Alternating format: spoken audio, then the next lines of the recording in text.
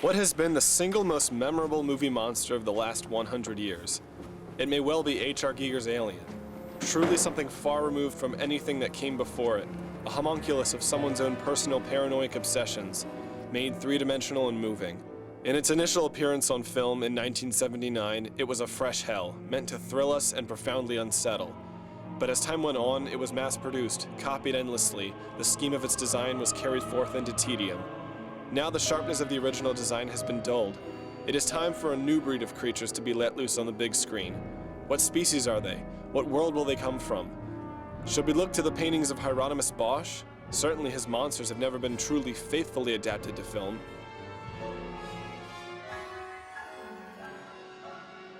Perhaps H.R. Giger himself can guide us in the right direction. If anyone deserves the designation Bosch of the 20th century, for me it is Dado.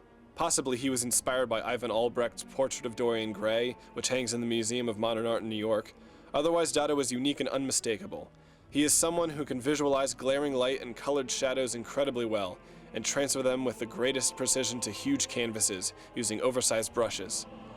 His is a name known almost exclusively to art connoisseurs and collectors.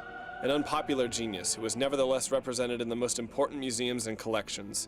100 years from now, he will be one of the most important, if not the most important, painters of the 20th century.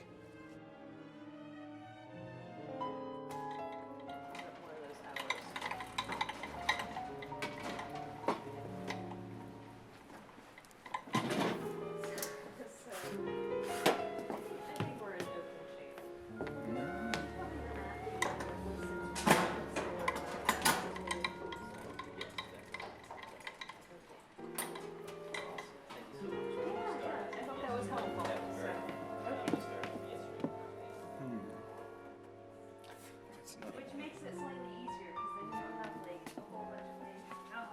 Yeah, it's next one.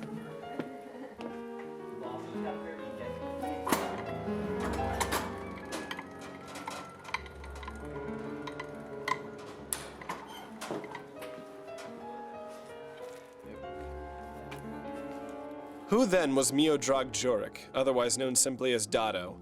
A painter from Montenegro working out of a refurbished barn dubbed Eroval with his family. In this serene atmosphere, he created images of sublime majesty and indescribable fauna. It surpasses David Cronenberg and The Thing in biological pandemonium.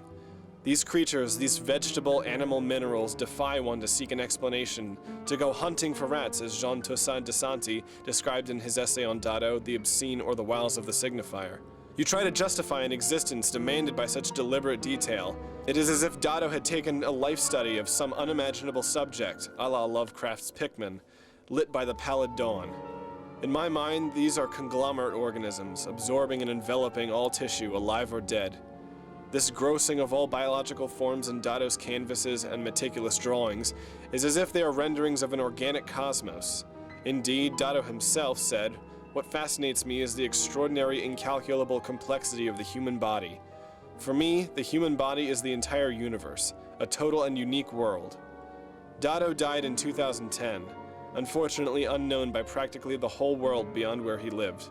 If it weren't for Alejandro Jodorowsky bringing Giger and Dan O'Bannon within proximity of each other, we would not have later been given the Alien, and therefore never have come to know Giger in a widespread manner.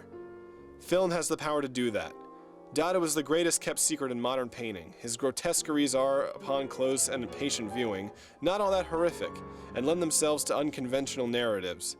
It will be only a matter of time before a filmmaker with the audacity to do so places Dado's creatures on screen. This I cannot wait for, because new kinds of monster films will originate, perhaps less encumbered by standard horror tropes. Not to mention we may finally get a retrospective at the MoMA.